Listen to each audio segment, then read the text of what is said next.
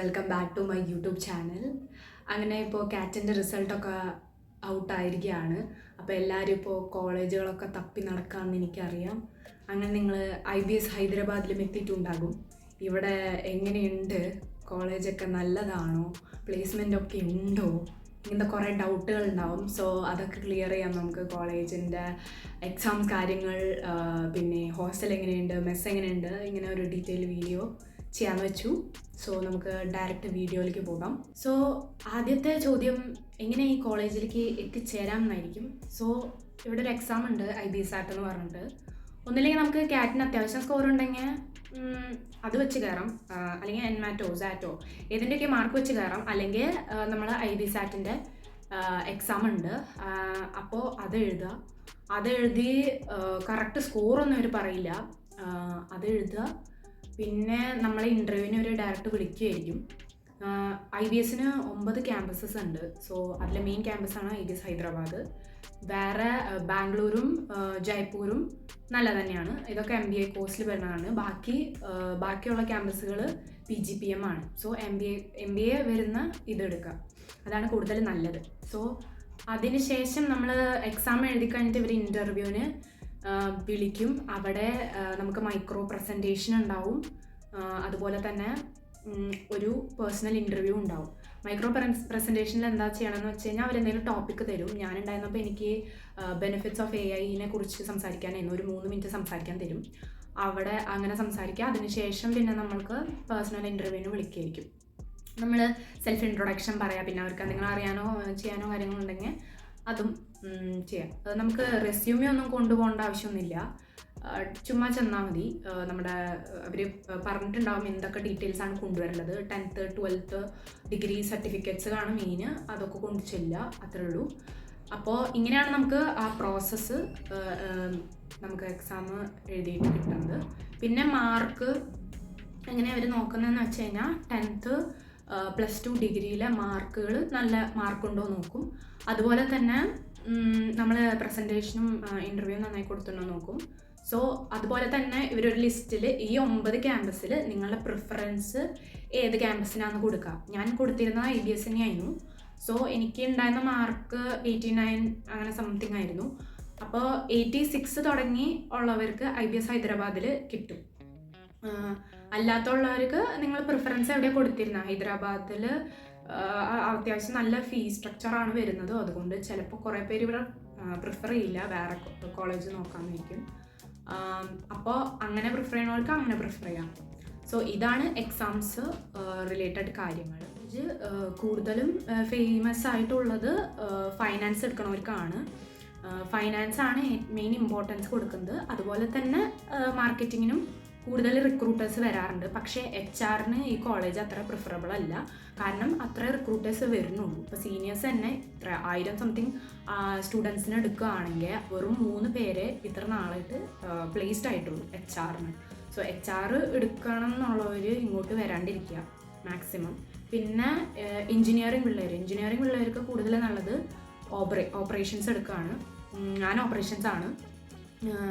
Operations എടുക്കുന്നവരെ എഞ്ചിനീയേഴ്സിനെയാണ് അവർ short list ചെയ്യുന്നത്. So അതങ്ങനെയാണ് നല്ലത്. സോ ഫിനാൻസ് എടുക്കുന്നവർക്ക് നല്ലൊരു CGP തന്നെ വേണം, 8 എബോവ് വേണം അവരെ ഇൻ്റർവ്യൂവിന് ഇരുത്താൻ തന്നെ. സോ അതൊക്കെ നോക്കിയിട്ട് ഫൈനാൻസ് എടുക്കുക. പിന്നെ ഇവിടെ നടക്കുന്ന എക്സാമിൻ്റെ പാറ്റേൺസ് പറഞ്ഞുതരാം. ഫസ്റ്റ് ഒരു ഇൻറ്റേർണൽ നടത്തും, പിന്നെ സെക്കൻഡ് ഒരു ഇൻറ്റേർണൽ നടത്തും, പിന്നെ നമുക്ക് പ്രൊജക്റ്റ് ഉണ്ട്, പിന്നെ ക്ലാസ് പാർട്ടിസിപ്പേഷനുള്ള മാർക്കും. അപ്പോൾ ഇവിടെ NCP 1 എന്നാണ് പറയുക ഇൻറ്റേർണൽ 1-ന്, കാരണം നോൺ ക്ലാസ് പാർട്ടിസിപ്പേഷൻ ആണത്, അതായത് എഴുതുന്ന എക്സാം. അപ്പോൾ ഫസ്റ്റത്തെ എക്സാം നമുക്ക് MCQ റിലേറ്റഡ് ആയിട്ടുള്ള ക്വസ്റ്റ്യൻ ആയിരിക്കും. രണ്ടാമത് നമ്മൾ എഴുതേണ്ട എക്സാമാണ്. മൂന്നാമതെന്ന് പറഞ്ഞു കഴിഞ്ഞാൽ നമുക്ക് പ്രൊജക്റ്റാണ്. അത് ഇൻഡിവിജ്വലായിട്ട് ഉള്ള പ്രൊജക്റ്റുകളുണ്ട്, പിന്നെ ഗ്രൂപ്പായിട്ട് നടത്തുന്ന പ്രൊജക്റ്റുകളും ഉണ്ട്. അപ്പോൾ പിന്നെ ക്ലാസ് പാർട്ടിസിപ്പേഷനാണ്. നമ്മൾക്കിവിടെ കേസ് ബേസ്ഡ് ആയിട്ടാണ് പഠിപ്പിക്കുക. ഹാർഡ്വേർഡ് ബിസിനസ് സ്കൂൾ കഴിഞ്ഞ് കഴിഞ്ഞാൽ പിന്നെ കേസ് ബേസ്ഡ് ആയിട്ട് പഠിപ്പിക്കുന്നതിൽ ഏറ്റവും ഫേമസ് IBS ഹൈദരാബാദ് തന്നെയാണ്. നമുക്ക് ഓരോ സബ്ജക്റ്റിനും കേസ് എടുത്ത് വെച്ചിട്ടാണ് അവർ പഠിപ്പിക്കുക. സോ എങ്ങനെയാണെന്ന് വെച്ചാൽ കേസ് നമ്മൾ വായിച്ച് പോകണം ക്ലാസ്സിൽ, എന്നിട്ട് അതിനെക്കുറിച്ച് ഡിസ്കസ് ചെയ്യാം. അപ്പം നമ്മൾ പാർട്ടിസിപ്പേറ്റ് ചെയ്യണം. നമ്മളുടെ പോയിൻറ്റ്സ് എന്താണോ ഐഡിയാസ് എന്താണോ നമ്മൾ അത് ക്ലാസ്സിന് റെപ്രസെൻ്റ് ചെയ്ത് ഇങ്ങനെ പറയണം. സോ അത് സാറ് നോക്കിയിട്ട് നമുക്ക് അതിനൊരു 10 മാർക്ക് ഉണ്ട്. സോ അതിന് മാർക്ക് പാർട്ടിസിപ്പേറ്റ് ചെയ്യില്ലാത്തവർക്ക് അധികം നല്ല മാർക്ക് കിട്ടില്ല. സോ നമ്മൾ പാർട്ടിസിപ്പേറ്റ് ചെയ്യുമ്പോൾ നമുക്ക് മാർക്ക് കിട്ടും. അങ്ങനെയാണ് ഇവിടുത്തെ എക്സാംസിൻ്റെ ഒരു പോക്ക്. പിന്നെ എൻഡ് സെമ്മിനായിരിക്കുമ്പോൾ നല്ല ഇൻവിജിലേഷൻ ആയിരിക്കും, ക്യാമറ ചെക്ക് ചെയ്യും, പിടിച്ചു കഴിഞ്ഞാൽ ഡീബാർ ചെയ്യും. ഇൻറ്റേർണൽസ് ഇവർ അത്ര ഭയങ്കരമായിട്ട് കോപ്പി അടിക്കണമെന്നൊന്നും നോക്കുന്നില്ല. പക്ഷേ എൻഡ് സെം എക്സാമിന് കോപ്പി അടിച്ചാൽ നല്ല പണി കിട്ടും. സോ അതൊന്നും ചെയ്യാണ്ടിരിക്കാം. പിന്നെ എന്ന് പറയുമ്പോൾ ഇവിടുത്തെ ക്ലബ്സാണ്. ഈ കോളേജ് കുറേ ക്ലബ്ബുണ്ട്, 27 ക്ലബ്ബൊക്കെ ഉണ്ട്. സോ ഏതെങ്കിലുമൊക്കെ ഒരു ക്ലബ്ബിലെങ്കിലും ചേരുക. ബിക്കോസ് നമ്മൾ ഇൻ്റർവ്യൂവിന് വരുമ്പോൾ ഇവർ ആദ്യം ചോദിക്കുക നമ്മൾ ഇൻറ്റേൺഷിപ്പിൻ്റെ റിലേറ്റഡ് കാര്യങ്ങളും പിന്നെ ക്ലബിൻ്റെ കാര്യങ്ങളും ചോദിക്കുന്നുണ്ട്. സോ നമ്മൾ ക്ലബ്ബിൽ എന്ത് ചെയ്തു, അങ്ങനത്തെ കാര്യങ്ങളൊക്കെ ചോദിക്കും. സോ ഏതെങ്കിലുമൊക്കെ ഒരു ക്ലബ്ബിൽ ചേരുക. അത് ഇവിടുത്തെ ക്ലബ്സ് എന്ന് പറയുമ്പോൾ നമ്മുടെ ഏരിയ റിലേറ്റഡ്, അതായത് ഫൈനാൻസോ അല്ലെങ്കിൽ ഓപ്പറേഷൻസോ അല്ലെങ്കിൽ മാർക്കറ്റിങ്ങോ അത് റിലേറ്റഡ് ക്ലബ്ബുകളുണ്ട്. പിന്നെ സോഷ്യൽ അവയർനെസ്സോ അല്ലെങ്കിൽ നമുക്ക് കൾച്ചറൽ ഇവൻറ്റ്സ് റിലേറ്റഡ് ക്ലബ്ബൊക്കെ ഉണ്ട്. അപ്പോൾ ഏതിനാണോ താല്പര്യം അതിൽ ഏതെങ്കിലുമൊക്കെ ചേരുക. നമുക്ക് 75% അറ്റൻഡൻസ് വേണം. അതായത് 7-8 ലീവ് വരെ എടുക്കാം. അത് അങ്ങനെ. പിന്നെ നമുക്ക് 9:30 തൊട്ട് 6 മണി വരെയാണ് നമ്മുടെ ടൈമിങ്. അത് ഫുൾ സ്ട്രെച്ചിൽ എടുക്കുന്നില്ല, ഇടയ്ക്കിടയ്ക്ക് ഗ്യാപ്പൊക്കെ ഉണ്ട്. ഇപ്പോൾ നമുക്ക് രാവിലെ 9:30 തൊട്ട് 10:55 വരും. പിന്നെ 10:55 തൊട്ട് 12:10 വരെ ക്ലാസ് കഴിഞ്ഞ് കഴിഞ്ഞാൽ പിന്നെ നമുക്ക് ചിലപ്പോൾ കുറച്ച് നേരം ബ്രേക്ക് ആയിക്കോ. അത് കഴിഞ്ഞിട്ട് 3 മണിക്കൊക്കെ ആയിരിക്കും ചിലപ്പോൾ അടുത്ത ക്ലാസ്സൊക്കെ വരിക. നമുക്ക് ബ്രേക്ക് എടുത്താണ് ക്ലാസ്സുകൾ വരുന്നത്. പക്ഷേ ഈ സെമ്മിൽ നമുക്ക് സാറ്റർഡേയ്സും ക്ലാസ് ഉണ്ടായിരുന്നു. അതുപോലെ തന്നെ എക്സ്ട്രാ ക്ലാസ്സുകൾ കുറേ വയ്ക്കും. 8 മണി തൊട്ടൊക്കെ രാവിലെ 8 മണി തൊട്ടൊക്കെ വയ്ക്കാം, അല്ലെങ്കിൽ രാത്രി 8 മണിക്കോ വയ്ക്കാം. ബിക്കോസ് നമ്മൾ റെസിഡൻഷ്യൽ പിള്ളേരല്ലേ, കോളേജിൻ്റെ അകത്ത് തന്നെയാണ് നമ്മുടെ ഹോസ്റ്റലൊക്കെ ഉള്ളത്. അപ്പോൾ നമുക്ക് എപ്പോൾ വേണമെങ്കിലും ക്ലാസ്സിലേക്ക് വരാമെന്നുള്ളത് കൊണ്ട് തന്നെ അവരിങ്ങനെയൊക്കെ വയ്ക്കും. പിന്നെ നമ്മൾ കോളേജിലേക്ക് ലേറ്റസ്റ്റ് ആയിട്ട് എത്തേണ്ടത് രാത്രി 9 മണിക്കാണ്. 9 മണി കഴിഞ്ഞ് കഴിഞ്ഞാൽ 5000 രൂപ ഫൈൻ കിട്ടും.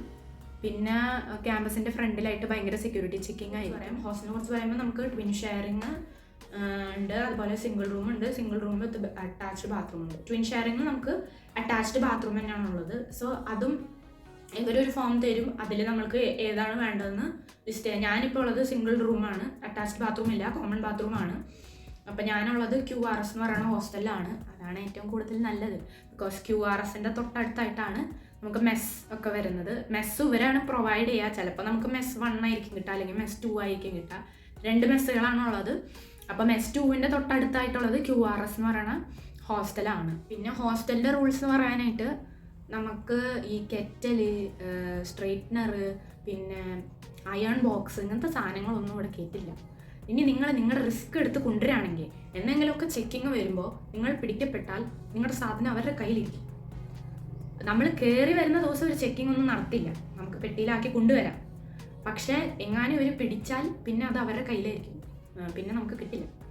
സോ നമുക്ക് ചാർജറും ലാപ്ടോപ്പും കുത്തിവെക്കാനുള്ള ഒരു പോർട്ടൽ മാത്രമാണ് ഇവർ തന്നേക്കണേ. അതുപോലെ തന്നെ നമ്മുടെ സ്വിച്ച് ബോർഡ് എന്ന് പറയുന്നത് ഭയങ്കര താഴെയാണ്. അപ്പോൾ നിങ്ങൾ വീട്ടിൽ നിന്ന് ഒരു എക്സ്റ്റൻഷനും കൊണ്ടുവരികയാണെങ്കിൽ അത് ഉപകാരപ്പെടും. നമ്മൾ ബെഡും പില്ലോയും ഒക്കെ വാങ്ങണം, ബക്കറ്റ്, കപ്പ് ഇതെല്ലാം ഇവിടെ നിന്ന് വാങ്ങണം.